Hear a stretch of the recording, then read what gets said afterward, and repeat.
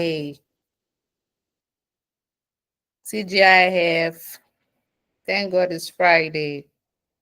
So this is this is another edition of our weekly webinar, and this is our debut for like our webinar for Fridays. So our webinars, you all know, we have moved this to Fridays so that we can accommodate people and their schedules. And this is the first of its kind, starting 8 p.m.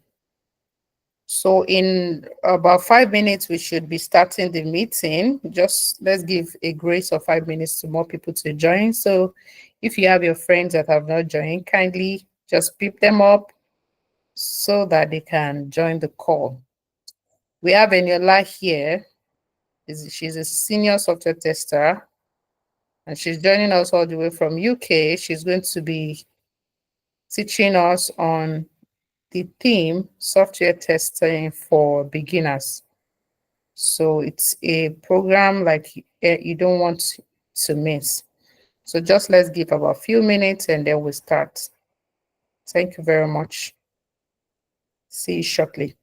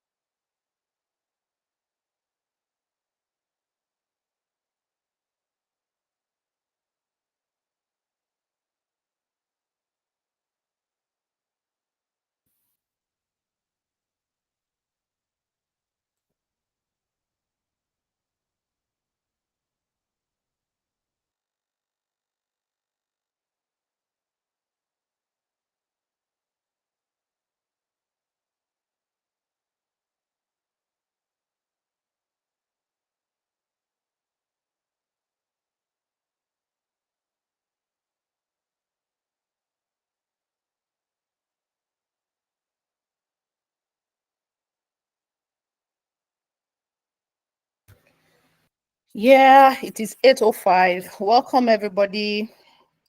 TGIF, thank God it's Friday. Today is our webinar and we have Eniola Ajala on the call. This is Testers Quarter and is a community of is like the most active software testing community in Africa. And our focus is empowering people and helping them to succeed in their software testing careers. So one of the things are we have a lot of other things that we do in Testers Quarter.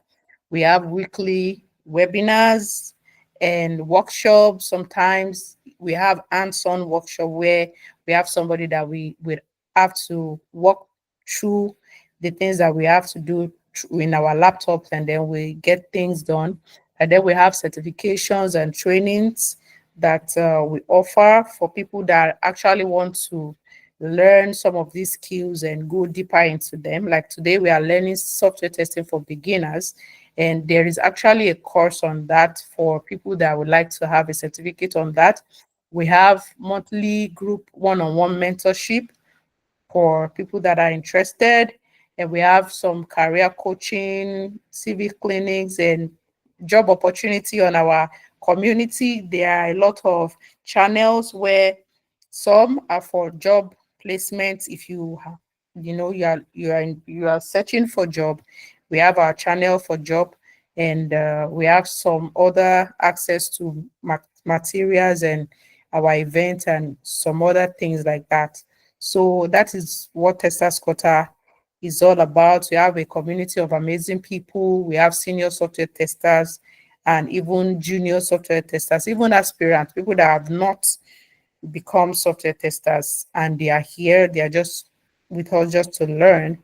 And apart from that, we also have an academy, just like I mentioned before, that is into training people, and then they will have their certificate at the end of the course. We have a STST course that is called Switch to Software Testing. That's about a 3-month course for anybody that wants to switch careers. You probably they're not into tech before and just want to start. We have our Testify Academy for that. Even if you have been a software tester for like few years and you want to advance and you want to go into automation, we have our TAS course, that's Test Automation Simplified, and many other simplified course like that. So you can just chat her. That will be up on the Testers Quarter community channel, and she's going to tell you more informations about that. So let's go to right into today's business. We are going to we are having a webinar today. It's not a workshop but a webinar. We have our guest speaker, Eniola Ajala. Can we give it up for her? Kindly drop your favorite emoji for Eniola. Eniola, she's an ISTQB certified quality assurance analyst, and she has a lot of track record with excellence when it comes to software testing across diverse industries. She's committed to empowering others and is evident through her extensive volunteer work. She has volunteered in many other community, and also like in Testify Limited, she is a mentor, and she's also a facilitator in Codable by Seamless HR. She has trained various beginners in software testing. Her efforts have helped many gain valuable skills and transition into successful career in technology.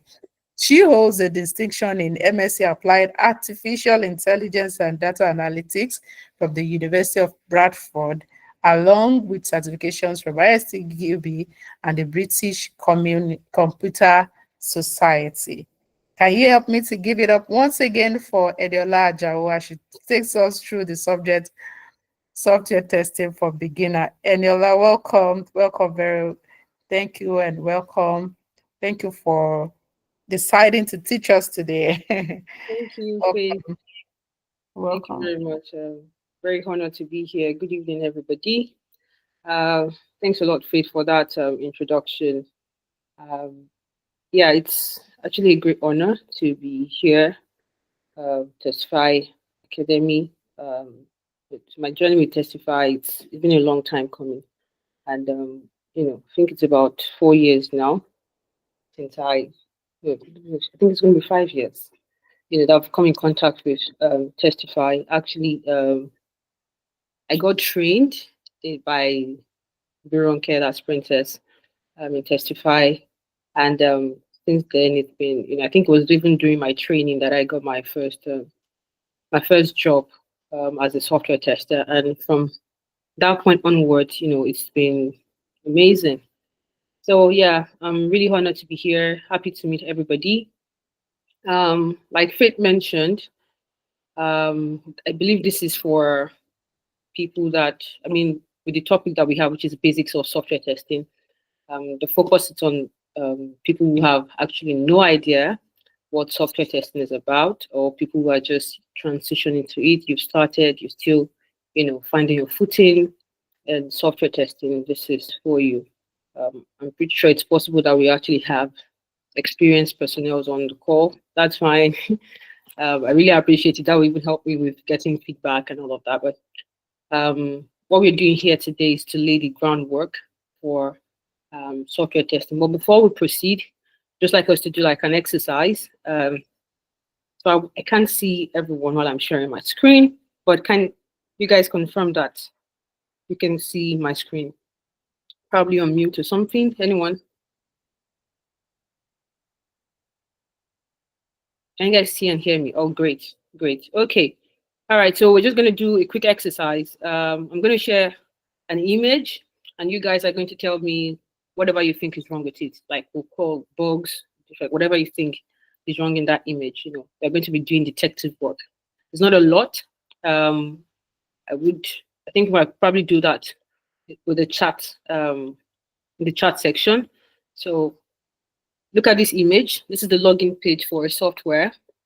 Just in a few seconds, can you guys identify what you think is wrong there? You're wearing your detective cap now as a software tester. What are the issues that are wrong with this login page? Just going to give like a minute or two for everyone to, comment, put something in the comment section. What do you think is wrong? Just type it in there, and then we'll look at it together. Okay, just a minute to do that. I want to see how good we are being detective. Can we see, some of us probably need to wear our glasses because you need to see more and all of that. So I'm pretty sure there are probably comments coming in. I don't want to move out of here yet. So as to give more people an opportunity to, you know, look at this. So 1 more minute to go.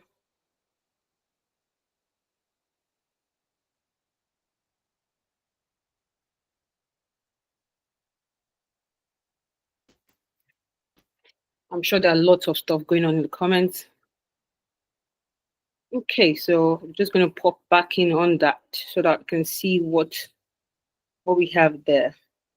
Okay, Olamide says username. Yes, username.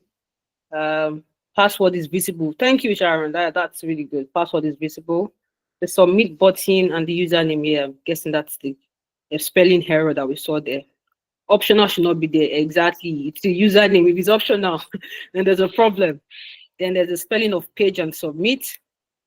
There's the button text alignment by Kenny. Thank you very much. Fantastic. You guys, I think you are free to start testing already. That's if you're not a tester, start testing already. So every one of us you're correct with our observation. So the page spelling of page is incorrect. Username, this user is incorrect. There's a placeholder here. I don't think anybody mentioned it. The placeholder for username is not correct. This can be enter password, right?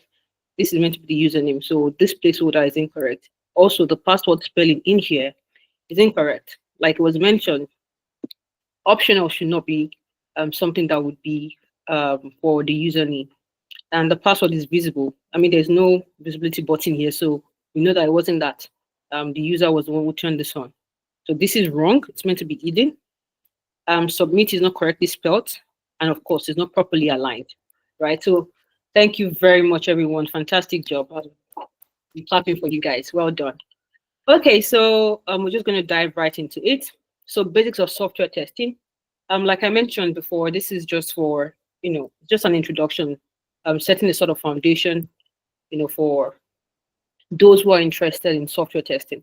And we're going to be looking at three core areas: the basics in itself, the types of software testing. Sorry, there was an error with this, while we're trying to format this, and why software testing matters. Okay, these are the three main areas we'll be exploring in the course of um, this webinar. So, what is software testing? Definitions first. Now, there are lots of definitions out there, but I've chosen to go with this. I think if you're a part of the switch to software testing class um, by Testify Academy, you'd you'd find this in one of the things that in the training. I think the first training, actually, module one of the training, Drunken actually likes this definition, and I think I want to align with it. So Glenn J. Myers in 1999 said, software testing is a process of running a program with the intention of finding errors. I need to say it here and now that software testing is not you trying to confirm that there are no errors on the system. Is you actually looking for the error. Like, I want to tell you that there's error in this system. Um, I can say with the fact that there's no product that's 100% bug free. At every point in time, there's going to be something that's wrong. A copy error, a color problem, alignment somewhere. They might seem insignificant, but then no matter how little they are, those are to let you know that there's always an error somewhere. There's always a bug somewhere, and it's the job of the software tester to, dig deep and find those bugs. All right. So another definition is the software testing is the process of evaluating the software application to detect and correct errors, ensuring that it meets specified requirements and delivers expected outcomes. So your team has been approached by a business or a client, and they want to build a software. Now they will tell you what they expect. Well, we need a software that can help you disappear from one location and appear in another location, right? They will tell you the requirements. What you need is that the software should be able to capture your image and capture where you are, and then be able to transport you to another location, right? All of those requirements will be provided to you by the client, and then your team is saddled with the responsibility of developing that up until the point where it's ready for the end users. So your job, or the job of the software tester, is to ensure that that application, once it's been built, is, as it were, free of errors, which we've already confirmed that it's not entirely possible for it to be 100% free of errors, and that it meets specified requirements, and then it delivers on the outcome. The users can use it as is expected. All right. Something else we'll be looking at today will be software development lifecycle, which is called SDLC, and which basically talks about the life cycle of a software from the point when you're having a conversation about this development, or how we want to create, this is what we want to create, the purpose and all of that, until the end of it when it is deployed and out there for people to use and it's being maintained. And then we'll be talking about the software testing life cycle, which is called STLC, looking at the testing process, how it starts and where it ends. All right. So those are the core definitions we'll be looking at today. What are the objectives of testing? What are you trying to achieve? What's your aim? First, you want to ensure software quality. Your software has to meet the required quality for it to be out there for end users. So you, as a tester, your job is to ensure that this product that we're pushing out there is of good quality, standard quality. The second objective is that you want to identify and ensure that defects are fixed, all right? So the job of a software tester is to find errors, find bugs, find defects, and then ensure that they are fixed so that end users will not have to suffer. Also, you're validating the functionality of your software. Is it doing what it's meant to do? If it's meant to transport me from point A to point B, does it transport me, right? And lastly, is also to enhance user satisfaction. Every product is created with something in mind. So are the users satisfied? You are going to wear the shoes of the end user when you're testing to know that, okay, if I'm the one using this product, am I going to be satisfied whatever I see there with my experience? Okay, so those are Some of the objectives of testing. This is not exhaustive. It's not like just this four. There are many more. I'm pretty sure if you do research or some readings, you're going to find a whole lot more than this. But just highlighted a few of these things. Now, I mentioned SDLC earlier, which talks about the life cycle of a software in its development. So the first thing is the requirement phase. This is where you come together, talk about what is expected. This is what we want to do. We want it to be like this color. There should be this button and these features. There should be this model and all of that. That's the requirement phase. What do we need for what we want to achieve? Then you have the design phase. Okay, so where you've talked about the requirements. You want it to be like this color, this button, and everything.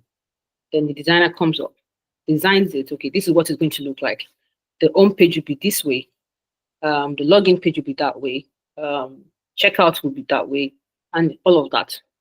Then we have the development phase where the your developers go in and actually write the code that would say when I click on login, it takes me to that page.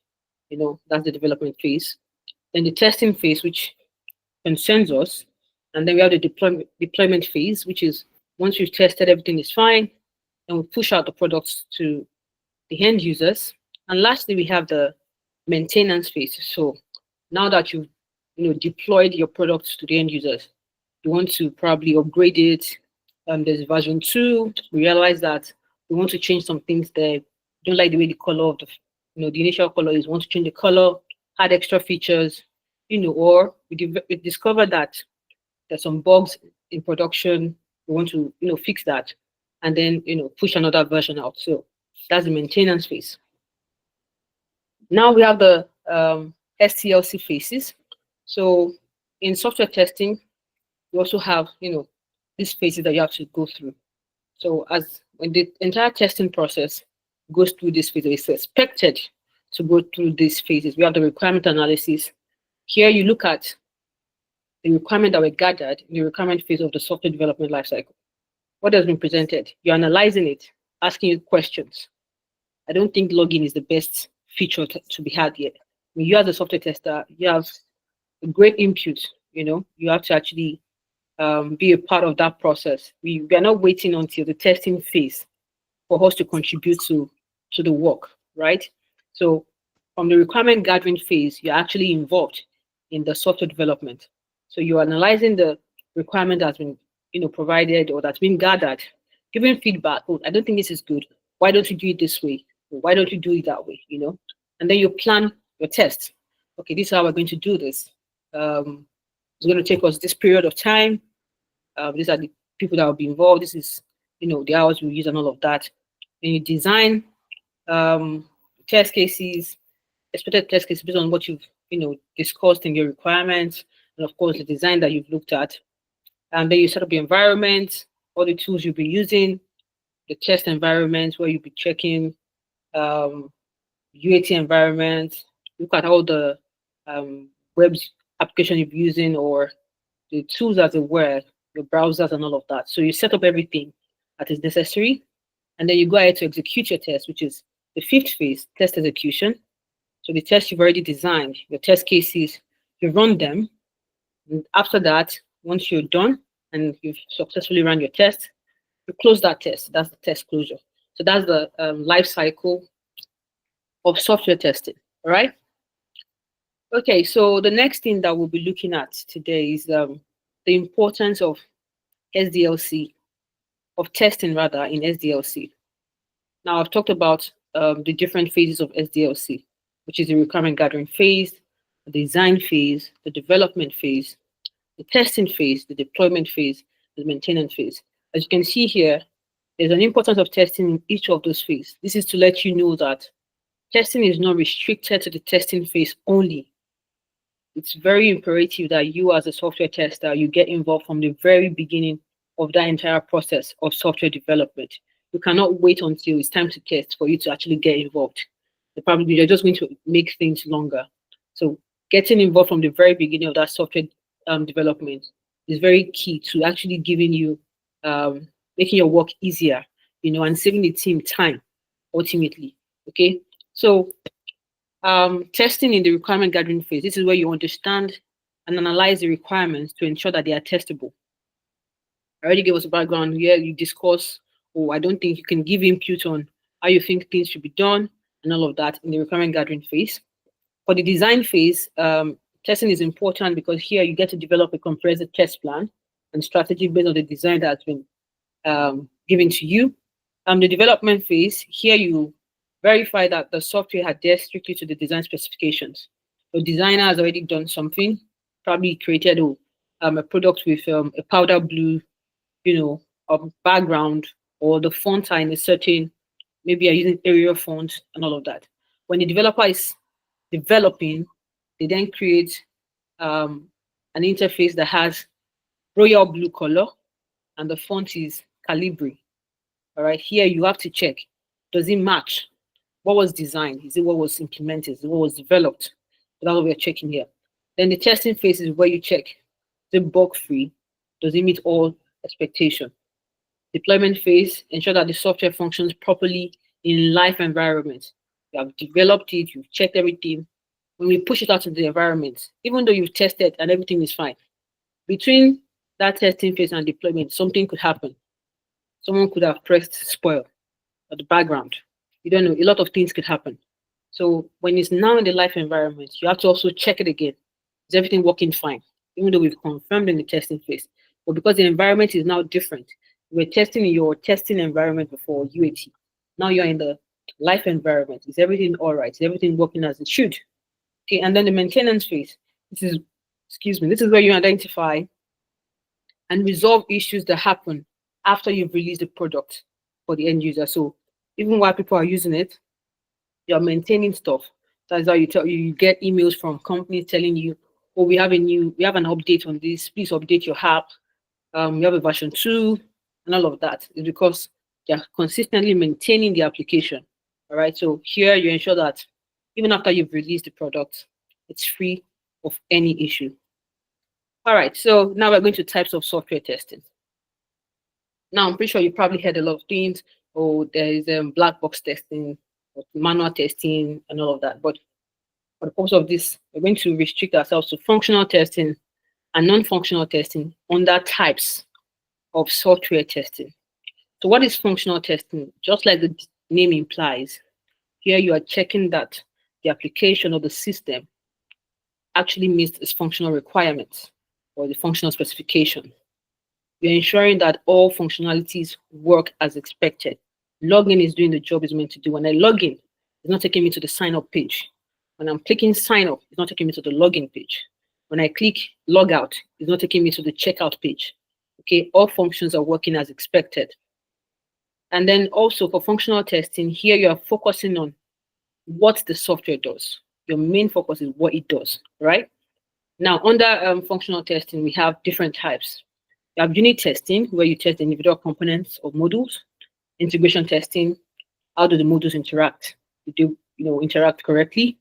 You have system testing, which verifies that the entire system is compliant with requirements. We have regression testing that ensures that any change that was made does not affect existing functionality. So there are other types of functional testing. I've just highlighted this for. You can do further reading for you to find out more types of functional testing. Now, the next or the opposite side of that is non-functional testing. Again, as the name implies, you are checking out the non-functional aspects of your application. So you're looking at the usability, the reliability, the security, and the likes. Where functional testing relies or tries to verify the what of the system, non-functional testing focuses on how well the system performs under certain conditions. And you'll be able to see that from the name of the types of non-functional testing. So we have performance testing. Here you are checking the speed of the application, the stability, and its responsiveness. If I press login button, does it take 3 seconds before it loads? Or does it go instantly? If I'm checking it on whether it's on any platform, is it stable enough? You need to look at that. Or does it break? Once I press this button, I just start seeing 404 error or 500, So you need to know, is it stable? Is it fast? And is it responsive? You have to press your button 3 times before that login works. There's a problem. All right. Then we have security testing. This is where you're checking out that your users' data well protected. Okay, you have to ensure data protection, and you're checking out for vulnerabilities. And external parties just come in and access your system. Hackers, can they get in? So is your application safe? That's majorly what you're looking for in security testing. Then we have stress testing.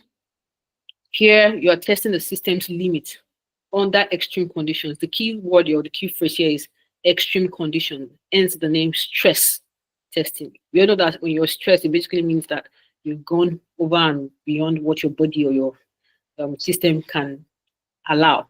All right, so stress testing is when you're checking the limit of the system under extreme conditions. For example, you've built your system to be able to handle 5,000 users. Then you want to stress test it, and you say, what happens when 10,000 users log in? All right, those are the kind of things you do in stress testing. Then we have load testing. Now, might sound a bit similar, but they're actually different. Where stress testing is you checking out the system's limit under extreme conditions. Load testing is actually testing how it behaves under the expected load. All right, we're expecting 5,000. We test with 5,000 when everything is as it should be. So ceteris paribus, I think that's what they say. So when everything is as it should be, how does the system function? Then we have the compatibility testing, right? This is where we check, is your system compatible with every device, every browser, every OS. There's some applications that I'm pretty sure we have probably encountered this, where on an Android phone everything looks good, probably on Apple it just looks funny, right? When you're on Chrome browser, the stuff is working properly. But when you get to Mozilla Firefox, it's an entire mess. Okay, so that's compatibility testing. Now, it's possible for you to build an application where you're only focused on, I want my users to only use Chrome browser. I want them to only use Apple iOS. And no, that's fine. Of course, you'll have probably, it's on you to ensure that your users are aware of those limitations of your application. Or in the event that you do not have any of such disclaimer saying, oh, please use this on this browser only or on this device only, and people end up using it on other devices, and there's a problem because they're going to have terrible experience. All right, so compatibility testing is checking that on everywhere that you want your application to be on, does it function properly? Now, we have the methods of software testing. This is where you have the black box testing, the white box testing, and the gray box testing. What's black box testing? Black box. Imagine you have a black box. The idea is that you can't see what's inside, all right? You're only seeing this black block of stuff. So black box testing is majorly testing without the knowledge of the internal code. Whatever is happening on the inside, we do not know. All I know is that I put in my name, my detail is created, the profile is created for me. How that's happening on the background, I don't know. What code they wrote inside there, I have no idea. I'm not concerned about it. Focus is input, output, simple. The combination, how 2 plus 2 becomes 4, I really do not know, and I don't care about it. I just know that when I put 2 plus 2, I expect it to be 4. That's black box testing. Then we have white box testing. Now, this is when you test without knowledge, with the knowledge of the internal code structure. You're actually going inside. What was the code that was written to make 2 plus 2 4? Is it properly written? Did they write it well? Oh, maybe they could have written in something that was in 10 lines. So how about they write it in 3 lines and all of that? So we're testing the internal code structure itself. And then gray box testing. This is a combination of both white box and black box. So it combines black and white box testing to test both the internal and the external behaviors of your application. Now, I did mention manual testing earlier and automation. So here I've decided to call it the techniques of software testing. So what's manual testing? As you're probably familiar with the word manual, majorly means that you are the one doing everything. Okay, so testing that is conducted by humans without using automation tools. That's what we call manual testing. So you are the one pressing your login buttons, you're the one typing the username, typing the password, looking at the interface and the interactions, and all of that, right? That's manual testing. Now it has its advantages and disadvantages. So first thing is it's flexible, it's cost effective, particularly for small projects, and it's of course very ideal for usability testing. All right. You want to see the experience of your end users if they are looking at the app or utilizing the app. What's it going to be like? So that user experience is always, you get to have that with manual testing. The disadvantages are it's time consuming. Of course, you have to sit down every button, check every font, check the colors, check that the space bar is working the way it's meant to be, or the search bar. Every single thing you're looking at it, that's going to take time because you're going to have to drill down, pay attention to every single detail, and it's prone to human error. Humans, after a while, you might wake up in the morning all gingered and energized, you're ready to go. They give you something sharp, sharp, you've done in 2 minutes. But as the day progresses, you get tired, and something that probably would take you 2 hours now takes you 5 hours, and something you probably would have identified um, when you were, bottle energy, because you're tired, there's a tendency for you to overlook stuff. So it's prone to human error. Okay. That's one of the disadvantages of manual testing. On the flip side, we have automation testing. Now, this is a testing that is conducted using scripts and tools like Selenium or Cypress. Of course, there might be some coding that's required here. We do have some tools now that are called no code, tools. They're automation tools, but you don't have to write code. And you also have tools that you have to actually, write your own scripts and all of that. So the likes of Selenium and Cypress are some of the tools that you use. Now, what are the advantages of automation testing? Execution time is faster, so it saves you time. Okay. Your test scripts can be reused. You don't have to do much, probably just change one or two stuff, but over and over again, you don't have to be writing for every time you want to log in, you don't have to write a new code. Okay. You can reuse a test script. And of course, for large scale projects, it's quite very useful. What are the disadvantages? The high initial investment. A lot of these tools, if you're looking at utilizing anything system wide across the company or something, you have to pay for the number of people, users, and all of that. So you have to invest in the tools and the frameworks and all of that that you need for automation testing. So the capital that you need or the money that you need for that, as opposed to when you're just asking testers, go and test this thing. So you need high investment. It's a bit limited to creating test cases, of course. It's what you've written that you would use as your script. So if you're going to do anything new, that means you have to write an entirely new stuff. All right. So it's limited to creating test cases. Now there's the argument of, a lot of people will tell you, oh, I don't want manual testing. Probably people that are starting afresh. Oh, I want to learn automation testing. I don't want manual testing. First of, there is anyone that tells you that manual testing is better than automation testing, they're lying to you. I mean, I can say that categorically because the truth is the foundation of automation testing is manual testing, and if you're not properly grounded in manual testing, I can assure you that automation testing would just be really, really bad, right? So it's not. I don't think they are. They should be independent of each other. They can go hand in hand. They should go hand in hand for the best results. So if you're looking at starting testing, trust me, you want to get really grounded in manual testing and of course progress into automation. Okay, don't be so phased on, oh, I want to know manual testing, I mean automation testing, and that's what I want to focus on. There are a lot of companies today that will tell you, oh, we're looking for automation tester, and they're going to write lots of things on their requirements. And when you get into the company, you realize that they actually not automating anything in the company. Trust me. Just put all of those things there. Many people don't even know what automation testing is.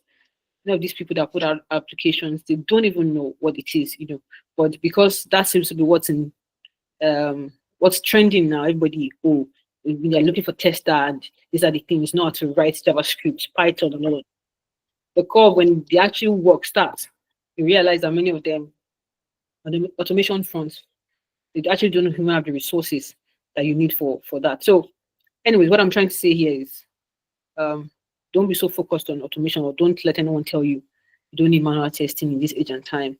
All you need is automation. Please don't listen to that. Both of them are fantastic.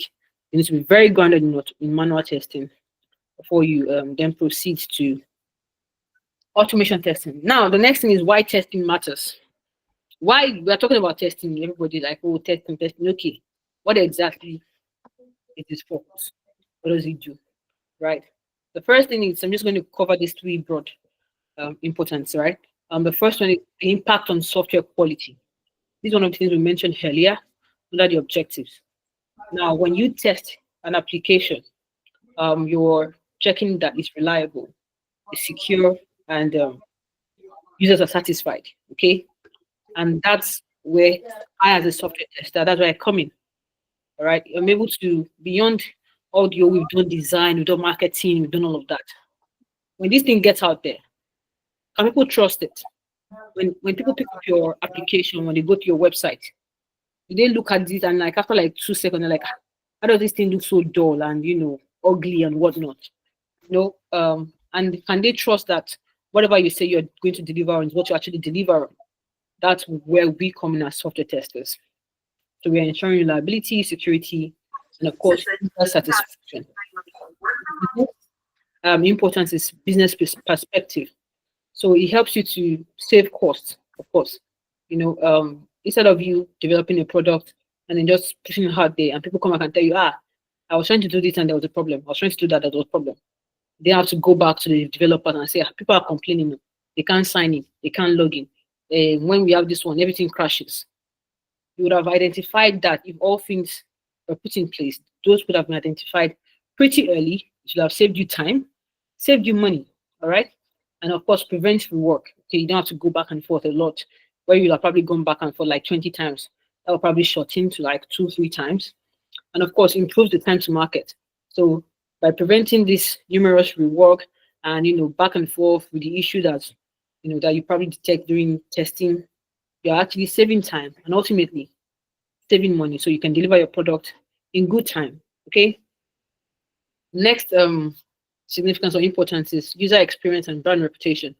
I remember, I think it was at the end of last year, one of the big banks in Nigeria had a system upgrade and everything just went, everything just went south, right? People can log in to their bank app, who are seeing different amounts from what they actually have in the application. People can withdraw, they can send money out. Some people can't even access the platform at all. Now, that bank it's a real known bank. Everybody talks about it. Quality has always been great and all of that until that experience happened. First off, bad user experience. Like I know how many people came online and they were just saying a lot of stuff. Like people were frustrated and angry, and that's a horrible user experience. And what that led to was it affected and dented the brand reputation for such a big bank that over the years they've built, this massive user base and all of that, customer base. Now their reputation is being called into question. If I have 500 million naira in my account, and then when I log in because you did a system upgrade, I'm then seeing 500,000. I'm worried. Money is safe with you. You're telling me, oh, sorry, we are going to rectify it. Sorry, I don't understand. That means somebody else probably saved 500,000 and then they are seeing 500 million in their account, So it's quite worrisome. That brand, so I know a lot of people that came online and said, I'm done with this bank. And it's not even like they're making money. They actually, they were done. And I know there was a build-up of stuff until that time. But at that point, when that application came out and all of that happened, it really, really dented the reputation of that brand. So when you have software testing in place, robust software testing ensures that users' trust is gained through good user experience. And of course, ultimately, this will give you a competitive edge. But it's an application that is secure. I don't have to be pressing buttons numerous times. I press once and with blink of an eye, everything has gone through. I can sleep and wake up, know that everything is safe. Then I can easily recommend that product to other people. And this is an edge. When people can say, oh, that one, this guy, use this guy, don't use that guy.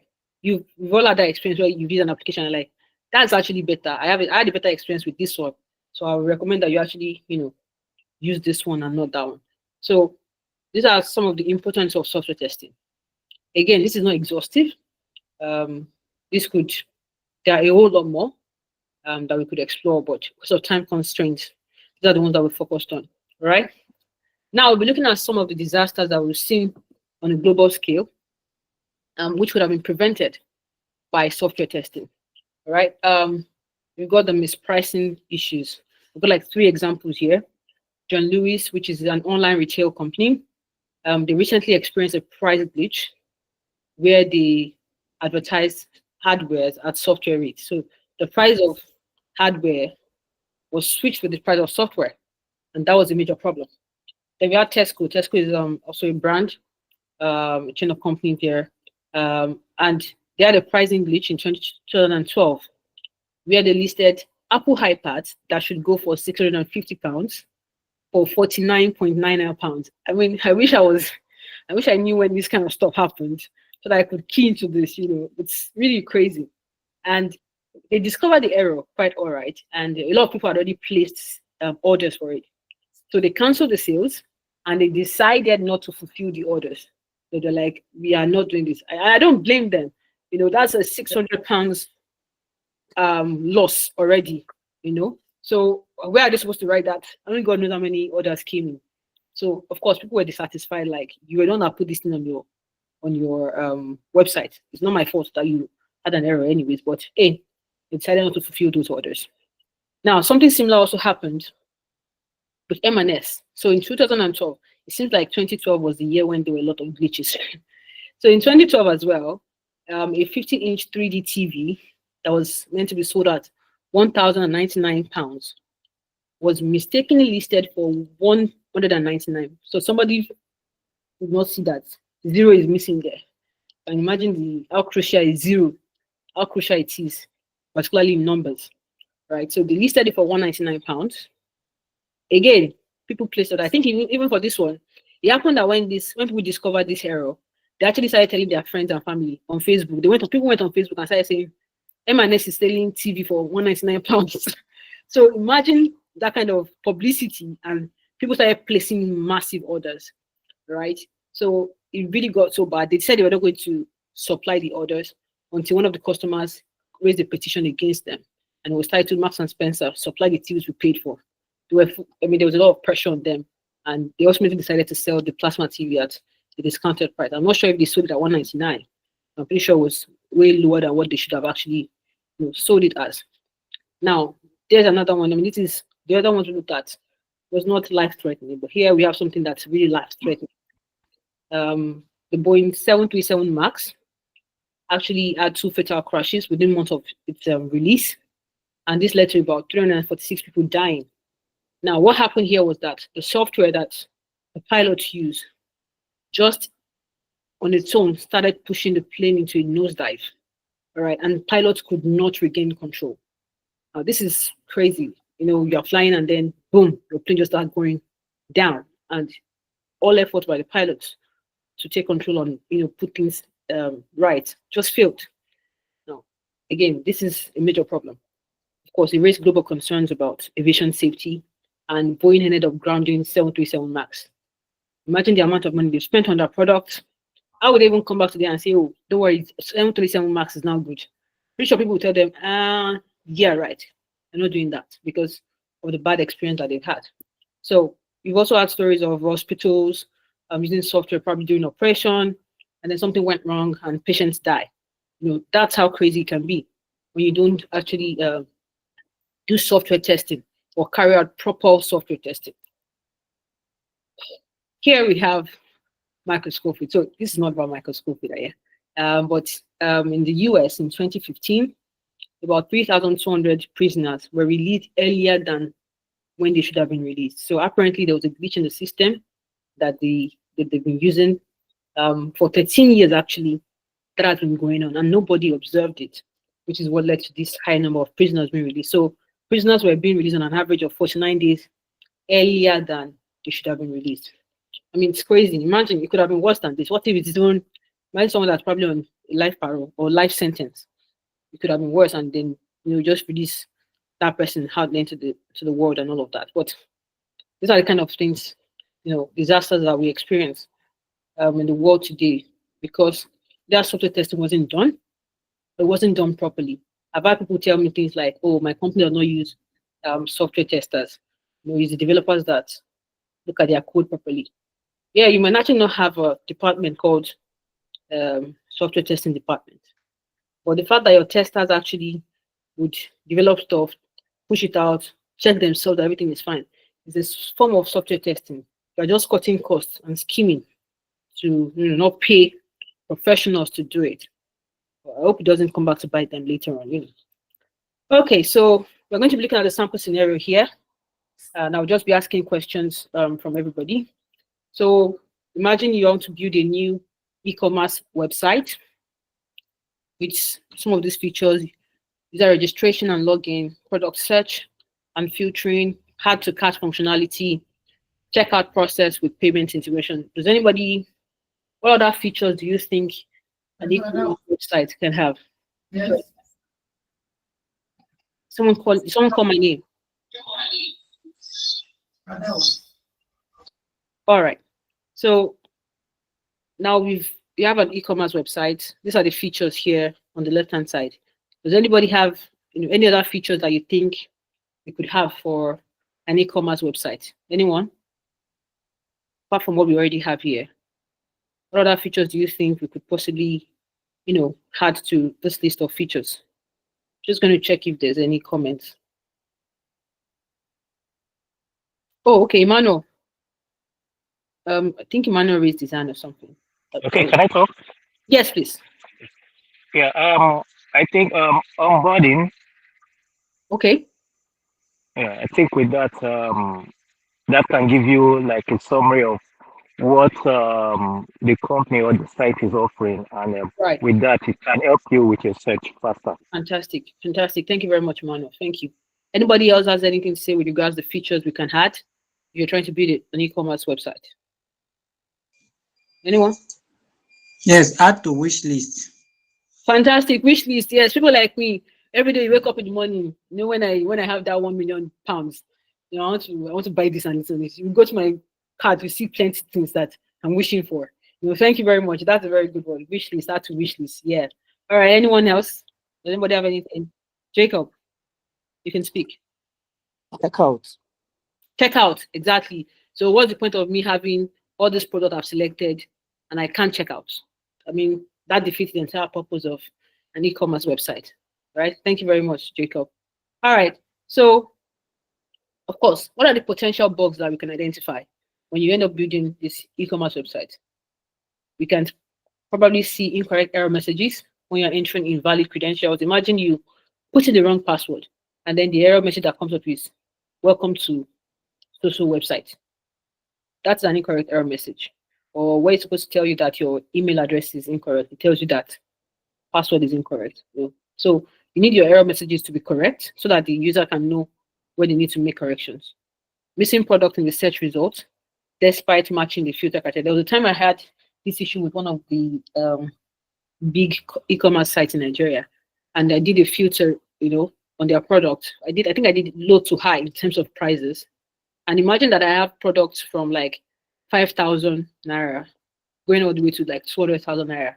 And the first one goes 5,000, 5,000, 5,000. And then the fourth product was 36,000 naira. And the fifth product is 5,575 naira. Why am I seeing 36,000 in between 5,000? It makes no sense. So that's a problem. There's a filter problem. Sometimes some things will be missing. That product is there, but when you filter it, you don't find it. You, like someone mentioned cart, you have your checkout wish list. I put an item in the cart. I come back and log in. My item has disappeared. Who carried it? You have no idea. Incorrect calculation. I think I've seen this also on a website where it gave the wrong. There was a discount on a product, and when you calculate the discount, it was wrong. So actually, what it is. So imagine like the product is 5,000. They gave a discount of 10%. Instead of it to now become 4,500, the product is now being shown as 4,009 or something. It was just wrong. I knew that there was something wrong with the calculation, right? And then the payment gateway is not redirecting users to the site after they've made payment. Is there any other bugs that we could potentially identify on an e-commerce website? Anybody?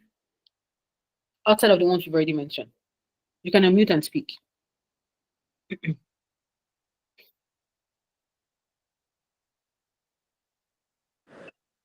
A case where you're unable to load your payment history or transaction history. Thank you. Yes. For people like us that would like to, keep records of what we've purchased, we want to see what are the things I bought from this website.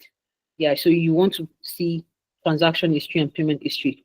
All right, here, history. Anyone else? Anybody? Yes. I can see unwritten diaries. Okay, a case where you lose your saved searches, because usually when you make a search in some commercial website, you expect to go back to them later and then find a particular product. But there are cases where you can't even find any of your saved searches.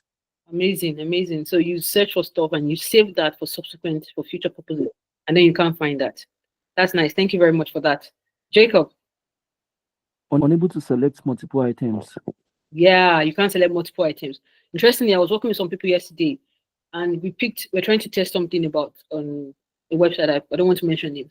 And then when you pick one, I think it was a MacBook. You pick one, you put it in the cart, and you want to pick another one, and the system it tell you, oh, you can't pick more than one of these. Why? I want to buy 20. Why are you telling me I can't pick one? What's that? So yeah, that's another thing. I think you want to say something. You still want to say something? Okay, Tumishe. Like an effective filter system. Yeah, exactly. Defective filters. I mean, that filter system is crazy. It can literally frustrate you. It can literally frustrate you. Thank you very much. On written diaries, you still want to say something? I still see that your hand is up. Okay. All right. Jacob, do you still want to say something?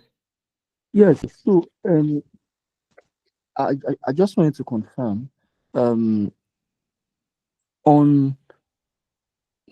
the point I raised, unable to select multiple items, where it might be that the company, they are running a campaign, and if customers select multiple items, you get they are going against the campaign rules. So they have to just select one and check One. out.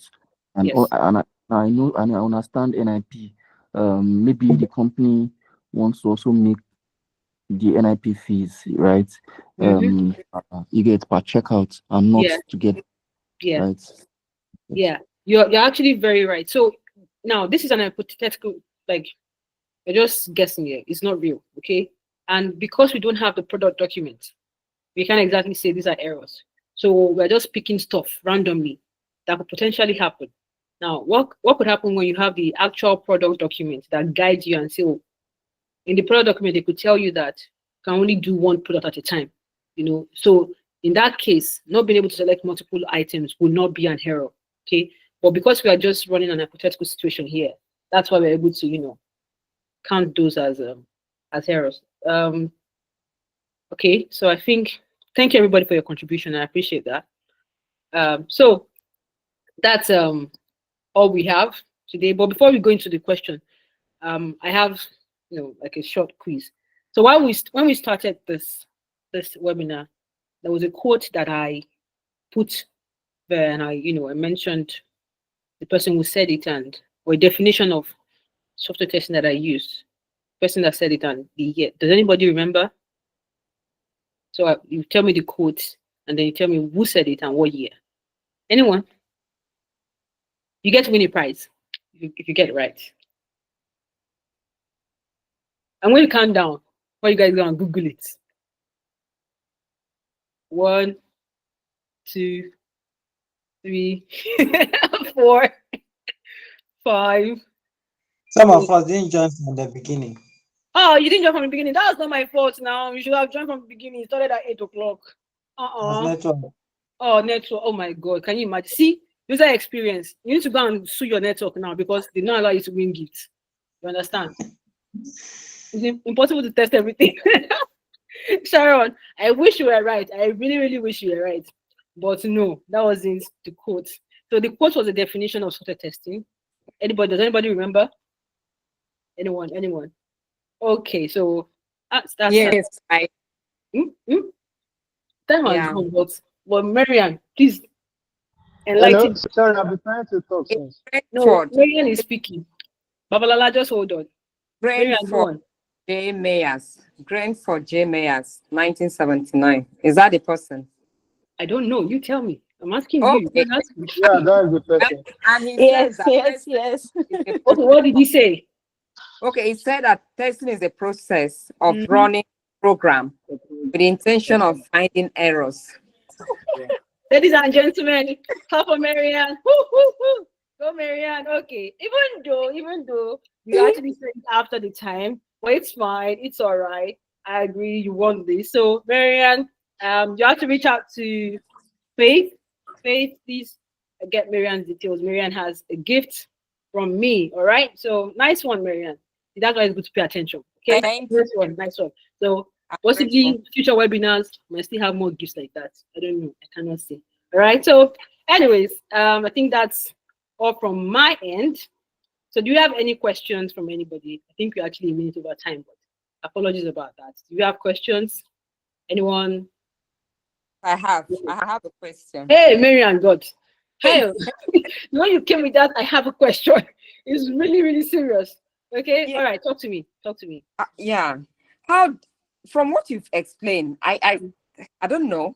Testing looks simple. Is it this simple? Hmm, hmm, hmm. Hmm. Does anybody want to answer that question? I don't know if you have like experienced people. Emmanuel, is it that you want to ask me a question? You want to answer that question? I want to ask a question, but let me answer the question. Let me answer her. Yeah, it sounds simple until when you are in it, then you will know it is not just like they say it is. Yeah. Yeah, right. So let me just add to that. It's not that simple. Trust me. There are certain skills you need to have as a tester. You need to be able to pay attention to details. Like I have tested situations where you test a product and your developer will come back and tell you, like, sorry, how did you even think of that scenario? You have to think of like you will imagine the worst thing. You'll be imagining things like, what if somebody wakes up today and they decide that they want to send 0.00001 kobo to somebody? It's crazy, but it's what you have to test. So it looks like it's a walk in the park. It's just very easy, but you have to be able to pay attention to details. Be extremely creative. Those skills are not beans. They're really deep stuff. All right. So it's sweet. I would say it's sweet, but it's quite demanding. Okay. So it's not easy. All right? I'm not trying to Thank you. scare you, by the way. Not that you'll be Oh, scared. It's interesting, okay? Trust me, it's something you really, really love. If you're someone that's okay. patient. Yes, see, John has said it's sweet when you find issue. Like when you find bug, you're like, praise God, hey, you're excited, like, hey, I found bug, hey, let's eat. That's Mm, the joy of a tester, finding bug. okay. People will hate you, sha. Like, developers are most likely just looking at it and say, which kind of evil human being is this person? So you that know? that you must have a little bit knowledge about coding. So for when you start out, like when Yeah. I mentioned about manual testing, when you're doing Okay. manual testing at the basics of it, right? You don't need coding. You don't need to have an idea of coding. Most of the time, you're looking at functionalities. When I press login, do I get to login? When I press sign All out, right. do I sign out? All those things, right? So at the start, I would say that you don't need the knowledge of coding. You can start without the knowledge of coding. Okay. So Mm, yeah. All thank right. you. Yeah, you're welcome. Emmanuel, you've got a question, right? Yes. Yeah, please, I So have a my question. question, Yeah, Henry, uh, don't worry, I'll get to you. Just keep okay, your hand up. my question is this. Okay, we talked about the banks or the bank actually that had the functionality when they were I actually didn't mention upgrading. anybody anymore. I did not mention it too. So right. So if who is to be held responsible in this case? Because I've heard someone saying, "Oh, if they actually wanted to do a good job, they could have done it bit by bit rather than taking everything at once. It would have prevented them, according to what I heard. But my question is, who is to be blamed in this kind of scenario? And also, I'm actually coming from the angle of a UI UX designer. Mhm. Um, when issues like this happen, Yeah. are they not prone to happen at Hmm. one point in, it cannot, we can't do everything so perfectly that nothing. So one day something will happen. So will somebody be held responsible for when it happens? Thank you. Yeah. So first things first, with the bank that the bank that shall not be named. I can't say who's our fault because I really do not know the process internally, right? We can only speculate and say, oh, maybe they didn't do proper testing. What if they did testing and then the environment that the person tested in, when they were going to live, everything changed. They changed, a lot of things could have gone on. So they may not have testers, or they have testers, and right after they tested and everything was good, they changed something before they now deployed that the tester was not aware of. So it could be a lot of things. It could be the provider, it could just be a lot of things. So I can't exactly say this is who to blame. All right. Now, like you said, we can't be perfect. I'm sure I mentioned it that I don't think there's any application in this world that is 100%. What probably just happens is that some of those bugs are highly negligible. Like when you see those errors, you're like, they don't affect anything really. They don't affect much. So you can, not pay attention to them. I mean, look at the likes of Instagram and Facebook. Are you going to say they don't have testers? There was a time when they have outages and that was not related to internet or anything. The system probably crashes. Something is not working correctly. WhatsApp is acting up. So those things happen everywhere. They're big or small products, right? However, the general idea is whatever would ultimately impact on user experience, you need to catch it on time. All right. So, and the ability to be able to respond as quickly as possible is also very important. Nobody is perfect. You could have a team of 100 testers and still be finding bugs in your application, but everybody does their job really well. You most likely have a very negligible, amount of bug in the system. So that's my own answer. Okay. All right. Thank you, Mano. Henry. Okay. I have a question. Go on. So, my question is, why is it that, okay, a situation whereby a customer sends a design to the developer that this is how I want the site to be or the application to be. Now, as a tester, you are to use, maybe you are testing manually or automation. If you are using manual testing, therefore you are designing, you are writing the test cases with those designs, by the design that was sent. But a situation whereby they sent you the design that you have to test with this design, and maybe from the design that was sent to you, there was no logout, but there was login, and they now added checkout. Maybe you ordered the product and they added checkout. Now they are now requesting and expecting that, being a tester, you should have detected it as a bug that there was no logout. How is it? Is it really a tester's job, or are we actually meant to detect it as a bug in that case? Because from the design it was not there. So in that scenario, what can we do? I did mention earlier, I was talking about requirements gathering phase. When you guys were discussing how the product would be, those are the things you should have talked about, right? You have talked about, user acceptance criteria. You should be able to log in. Your entry and exit criteria, okay? So if I can log in, I should be able to log out. That's the normal approach. So it's the onus is on you. I mean, maybe other people should have also noticed it. But you are the tester. You are the one with the highly critical mind here. So you should have observed that there's no logouts. You're not discussing logouts and everything you're talking about. And then the designer also designed, did not put logout. So you should have noticed, when you noticed, you should have asked. See, the eyes that will have happened is they will have told you, we don't want logout. But when you notice, like, we have login, it's normal that we should have logout. You should have raised it and said, sorry, I noticed that we don't have logout before they go and design this thing. Confirm, is it that you don't want logout or somebody omitted it in the design? So I would largely put the blame on the tester that you saw something that you could have made a comment about, but you just felt like, because that's what they designed it, so let me talk. Because there's a place where I said, even in the design phase, you are critiquing things. Don't say because that's what they designed it, so I will take it. You will critique the design and ask, this your design is not designing. Something is wrong here. So you have to critique it as a tester. All right? That's my answer, Henry. I'm not sure which one was up first. All right. Olamide, you're welcome. So let's go with Jacob. Okay, thank you very much. So let me just comment a little bit to Emmanuel's submission.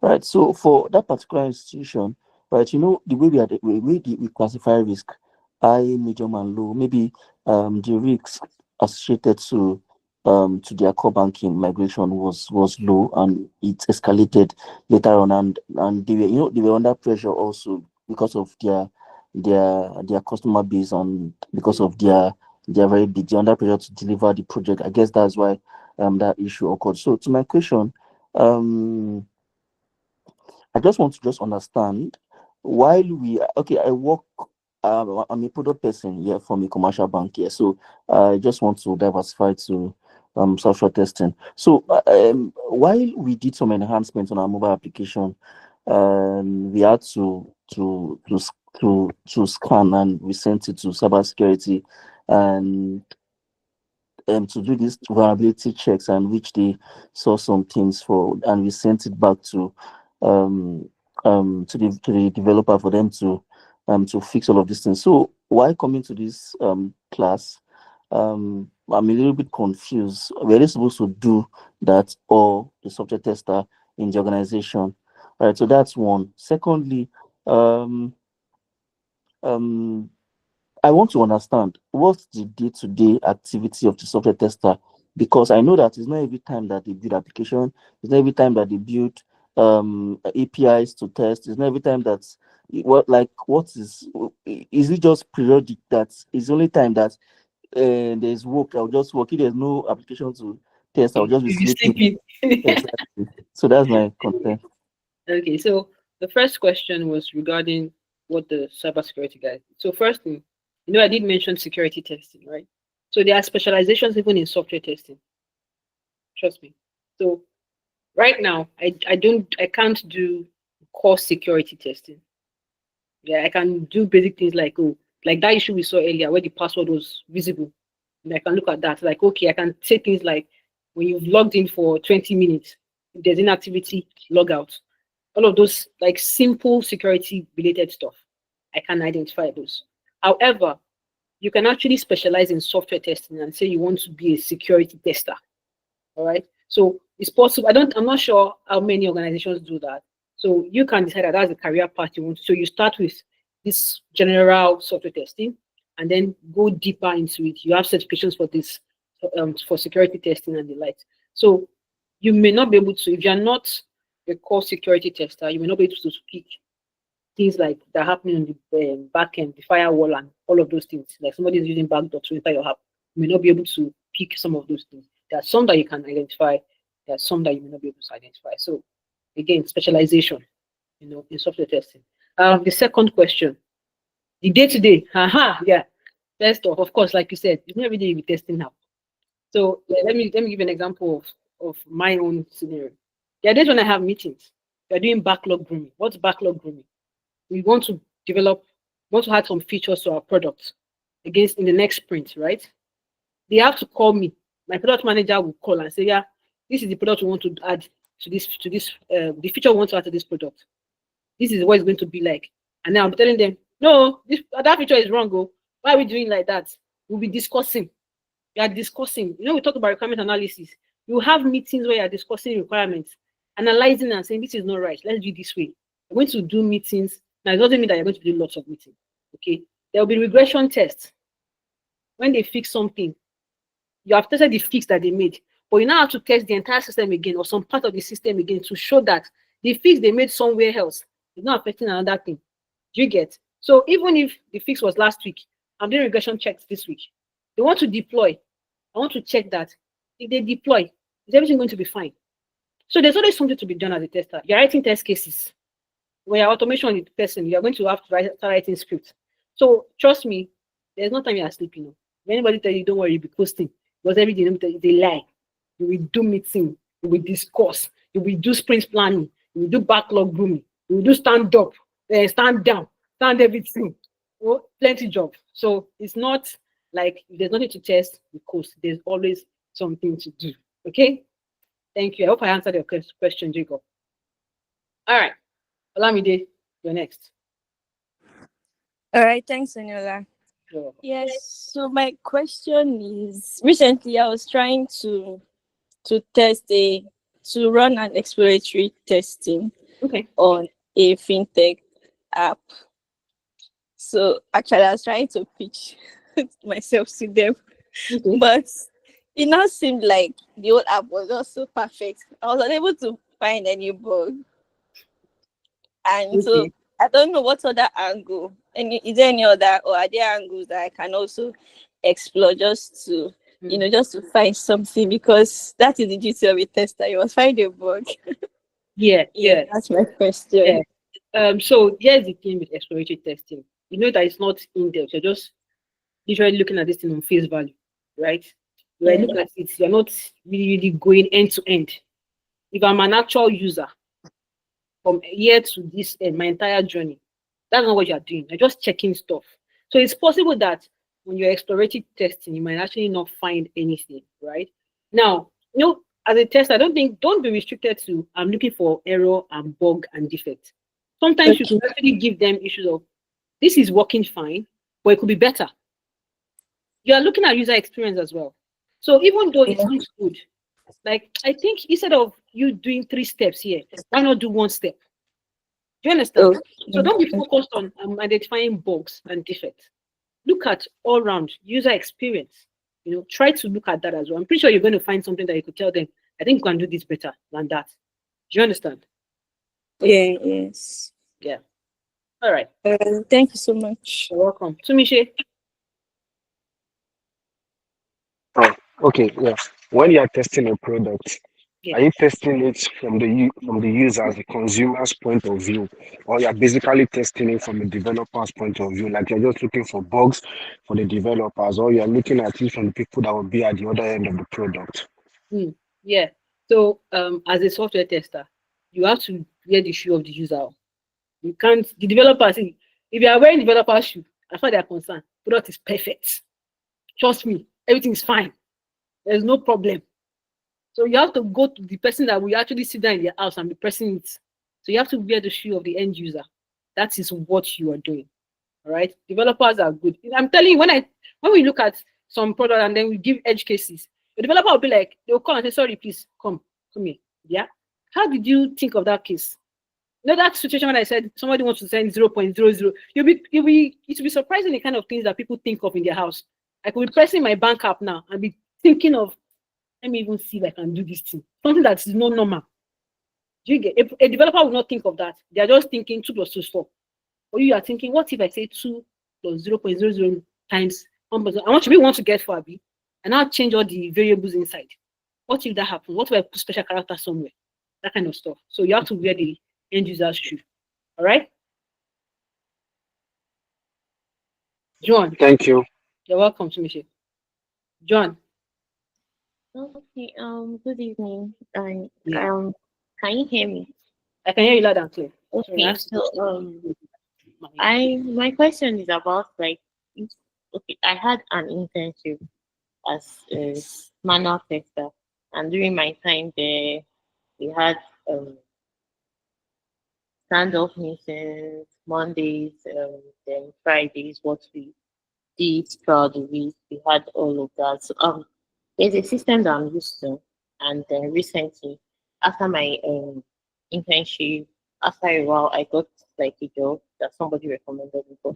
So now I'm in a situation where I'm on probation, so I don't have um I'm not in their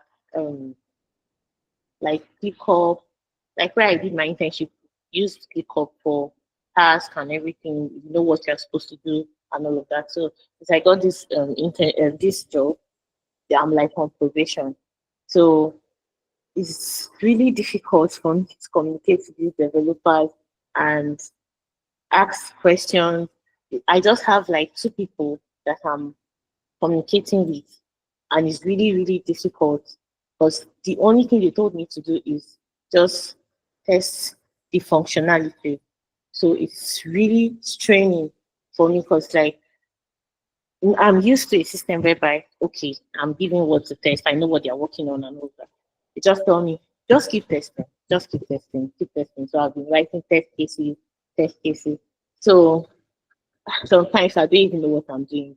But though I see issues and it's a blockchain stuff and I don't like blockchain. But I'm happy that where I did my internship it was also blockchain. So it's like a system that I'm used to.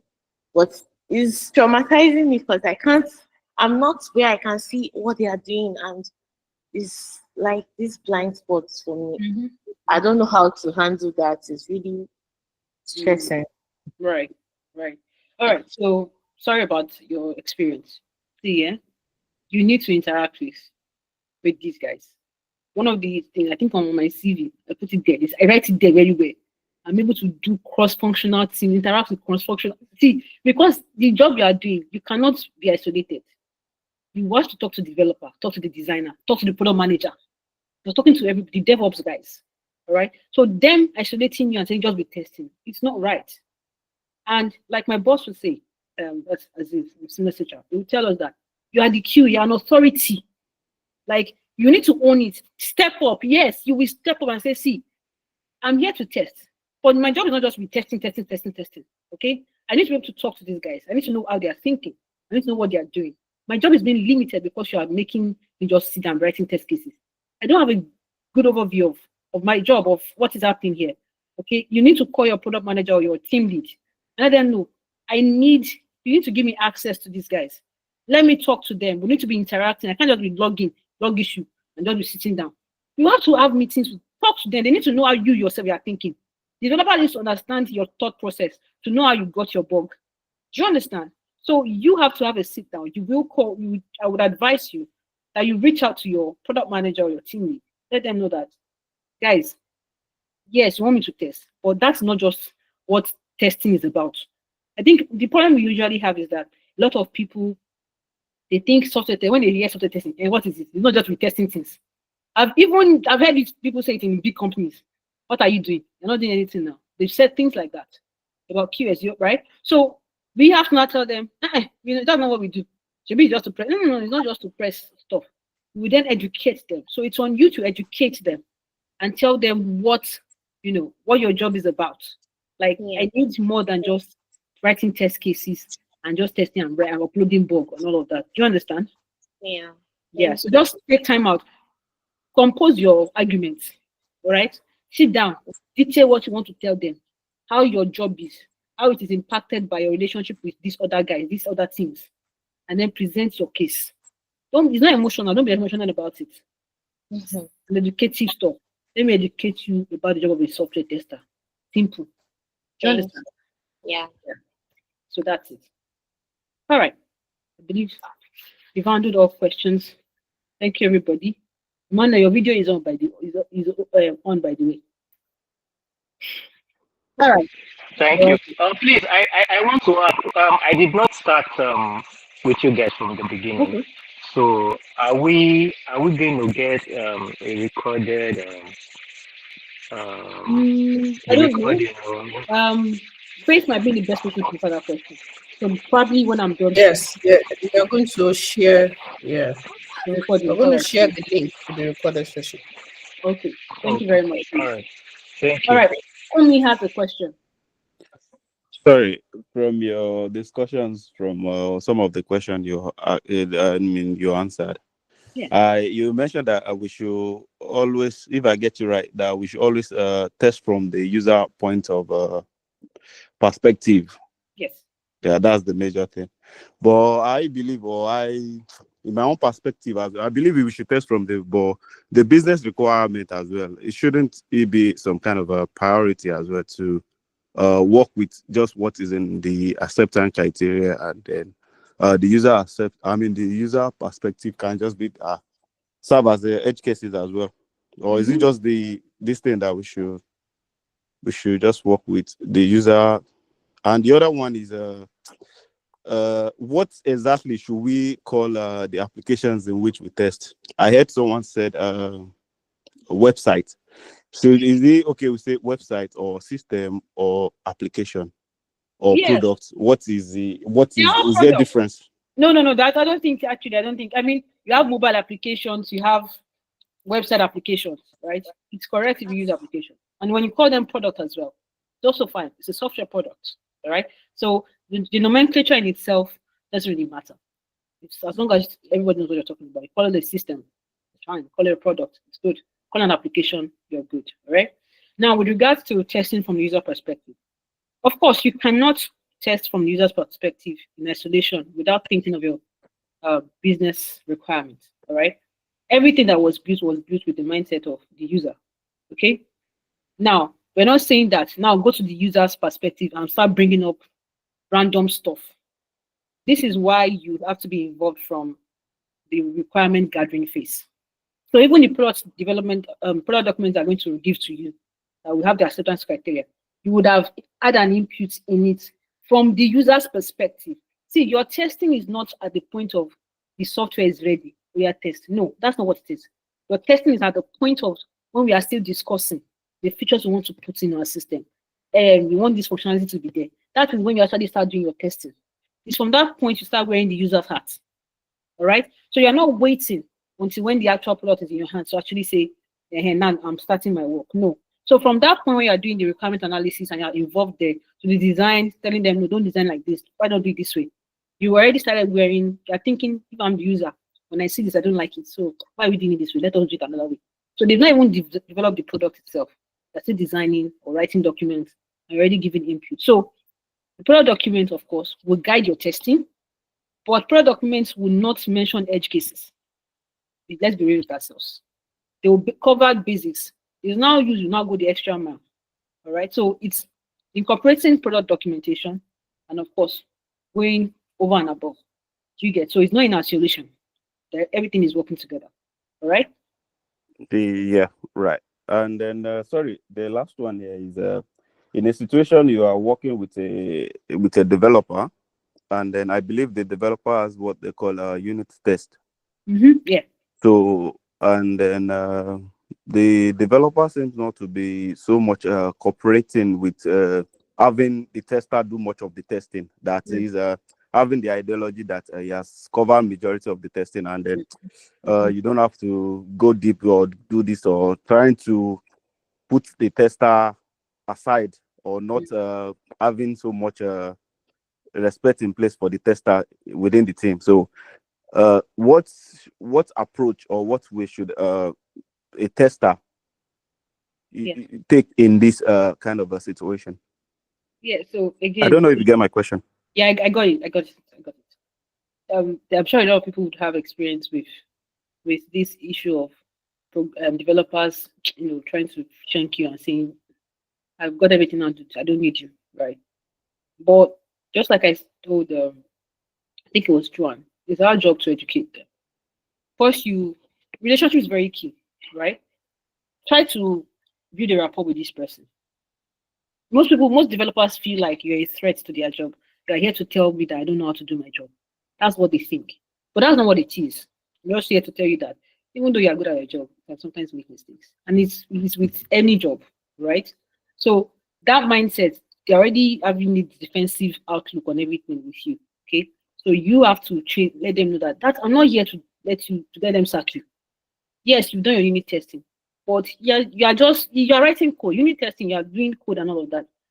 You're not the user. You're not looking at it as a user. That is my own job, right? So first, develop relationship. See, and then look at this person critically. Okay, how can I enter this person and know this person, right? Try to develop a relationship. But if the person is still proving difficult, again, do the normal. I want to educate this person, right? Have a meeting. Set up meeting. You can actually have other stakeholders in there. Maybe your team lead or other testers and all of that. Have a meeting with them. This is what it is. You can even have them see, you've done unit testing on this product. But I identified this error and this error. How is it that unit testing didn't cover it? So that's to let you know that you can still miss things. And it's not calling you out and saying you are incompetent. It's just that we're all trying to work hand in hand to ensure our clients, get the job done. Do you understand? So, but if all everything fails, escalate though. Once they don't go to here, you have tried to be a good boy, you have buy them chin chin, you have done everything, you have rubbed your head, they don't answer you.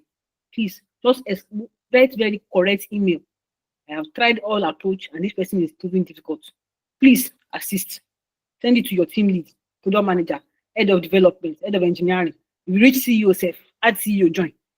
Make them know say it's not you. Because when, as we say, when you are gas, they are always quick to point to QA, to the tester. All right? But if you don't escalate and they're not saying, actually, I tried to do it, but it was not answering me. Why didn't you tell anybody? That was going to be the argument. Okay? So please, when you try all those, I've tried to be your friend. I've tried to let you see my side. They are difficult. There you go. Yeah, nice one. Thank you. You're welcome. Emmanuel, you still have questions? People have to. Yeah, last one. Yeah, we need to go. So for the in this explanation, for the developer not to think you're trying to take the food off their mouth, is it right to, when you discover some things, is it still cool to, discuss it with them privately rather than calling them out during meetings or Okay. you understand So, what? yeah. So first thing, that's why I said, instead of you first trying to reach out to all the big bosses, have a one-on-one, like try to reach out to a person like, hey, let me explain this up, right? Let me even understand your angle. What is paining you? Is it that you don't like me as a person, or you don't like the job I do? Try to even understand it, right? So once you do that, any normal person, when you come from that angle, any normal person would typically would know that, okay, this person, you're not out for my, like if you explain it to them expressly, I'm not out for your job. If I say your development has bug, does not mean they will sack you. There's nobody that, if you're not the only developer in the company anyways.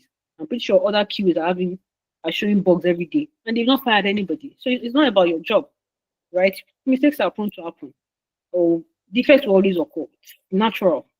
Right. So I don't, anyone that you're able to reason like that with and they that are still a bit adamant, then you might need the oversight of a senior person who can tell them. Like the senior developer can come and say, like even that I'm the senior developer, they test my work and they show bugs. So who are you that you're not saying that they should not test your work? Do you understand? So I don't think anybody will feel threatened. The language you use might be important. That's why emotional intelligence is also very important. Okay, as much as possible, you want to communicate it. How you communicate it to you two? Maybe you are in a meeting. You two are always, for me, is me. You're like this, doing strong. Yeah, I'm the QA. So again, your own disposition as well, how you come off, might also matter in the way they will receive you. So there are a lot of things. We are all doing hypotheticals here. Not say maybe I'm in anybody's meeting to know who is acting up and all that, but I'm sure that if you also talk to other senior software testers, they might be able to give you insight based on their own personal experiences too. Do you understand? I'm sure if you're in the testers community, right, put a question, they're like, well, how have people handled this kind of situation? And you hear what people will tell you. Yeah? Uh, in addition to what you said, sorry, I would like to say maybe we should firstly analyze things from our own side as well. That what has it have done, or there could be some kind of situation you've done something and you didn't realize at the point of doing it. So it's just best to, and then before we can say again we want to get in contact or privately chat with a person, we should talk with the team, some of the team members first. Should in case things want to take some other turn. So it's just best to carry some of colleague along. That's a smart one. Because someone will come and accuse you and say, when you had the meeting, this is what you said. So if you're able to carry people along, they can know what's up. So that's a really good one. Thank you, Kumi, for that addition. That was really good. That's really good. Jacob. Also, just to add again, before the application go live, you need to still sign the UAT script, right? As to confirm that yes, you've done your test. So whether they like it or not, it has to still come through you. You get for you to sign, and you can sign what you've not tested, right? So that's it. Yeah. That's it. Like the person will know that whether you like it, whether it's testing environment or UAT, you will still carry out test on this thing. So you're just delaying the day of evil. That's what it is. So yeah, you're right, Jacob. Kumi wants to say something again. We're going to sleep here today. Kumi, do you want to say something? You're muted, by the way, if you're talking. Okay, so let me just speak before coming. Okay. So I want to know my I was saying my cybersecurity guys they we created them on production, right, and give them their credentials, so and they were able to scan the app in less than some minutes, or hours. So I don't know, is that automation? I don't know, is that automation test also? I don't know, because it was so fast, and they give us the vulnerabilities for the developers to fix, and those ones even took days before they could do it. Yeah. Yes. I can imagine. First off, I'm not a cybersecurity expert, so I really don't know what tools they use, what they did, how they did, whatever they did. Of course, they would have used tools, I'm sure. So there's an automation in it. It may not necessarily be automation testing that we call it from a test perspective. If you're a cybersecurity expert, you might probably know what name they call it. But I'm pretty sure they utilize tools. For you to be able to go through and have find vulnerabilities within minutes or a few hours, that will take developers days to fix. You definitely know that there's some bit of machinery that was involved. So I don't know. Like the reason I can't give an expert opinion on that is because I'm not a cybersecurity personnel. So and Kumi, do you still want to say something or that hand is just there? Oh, sorry, my Oh bad. no, it's all right. It's good. Okay, thank you everybody. It's really been amazing. I didn't know we were going to spend this time, but I have enjoyed time together. Thank you so much for being responsive. Thank you for participating. I appreciate it. So I'll be handing you over to Faith. Faith, thank you very much. So thank you guys for having me. Sorry, my gift winner. Ah, where are you? Oh, she has gone. She has I gone. am here. I am Okay. here. Please reach out to Faith, Faith. So yeah, I will. I will. let Faith get your details, and then Thank. we'll talk. You talk in camera. All right. Oh, wow. This is so fire. Eniola, thank you so much. I mean, it's been a while. I've enjoyed the class so much. And your smile is so captivating. And thank you. And everybody too was Oh, enjoying the program. And Jacob and Kumi, all of you didn't want us to go to bed. So if we leave the phone lines open, I believe people will just continue to ask questions and ask questions and ask questions. And when the topic is saying software testing for beginners, and you just think it's just going to be a boring call where they will just teach us what is software testing, SDLC, STLC, bug lifecycle, and things like that. But these are real life scenarios that software testers go through. This can also pass like a master class, because some real issues are being, tackled here. And I really appreciate the fact that all of us were very responsive. We asked questions and we contributed a lot too. So I just want to say thank you everybody for joining to tonight's webinar. Next week is another time for our webinar. We're going to be hosting Marion Nora. She's a senior software tester, and she's going to be taking us on equivalent partitioning, and that's a hot topic right now. So I'll be expecting you. Please invite your colleagues at work to join us, and we are going to catch up again next week. So please, I have a short assignment for all of us. I like the way we were contributing so much. So on the discussion channel, I wanted to just, ask a question on the discussion channel on the community. Just drop something that you learned, just right as we are talking right now. Go to the discussion channel and drop something very intriguing about tonight's lecture, and I'll be very happy if you do that. Then we are going to be sharing the meeting, the recorded session too, on the community, so watch out for that. Thank you very much. This is where we are going to be wrapping up for tonight. I really appreciate you for joining. Tester Scott, I appreciate you for joining. Thank you everybody. Mary, Taiwo, Jacob, Sharon, Miriam, thank you for joining. Precious, thank you for joining. Emmanuel, thank you for joining. Thank you so much. Thank Good you. You're welcome. Thank you, Hannah. Thank you, Kenny. Thank you, Eniola, our facilitator. Thank you, Mary. Thank you, Fatima. Thank you, Manuel. Thank you, Lali Jala. Thank you, thank you, thank you. Thank you, Oluwafumike, Oluwatosin. Thank you, Richard. Thank you, Sadiq. Thank you, Taiwo. Thank you, Thelma. Thank you, Unwritten Diaries. Thank you, everybody, and have a good night. Bye. Since you people have refused to say thank you to me, good night.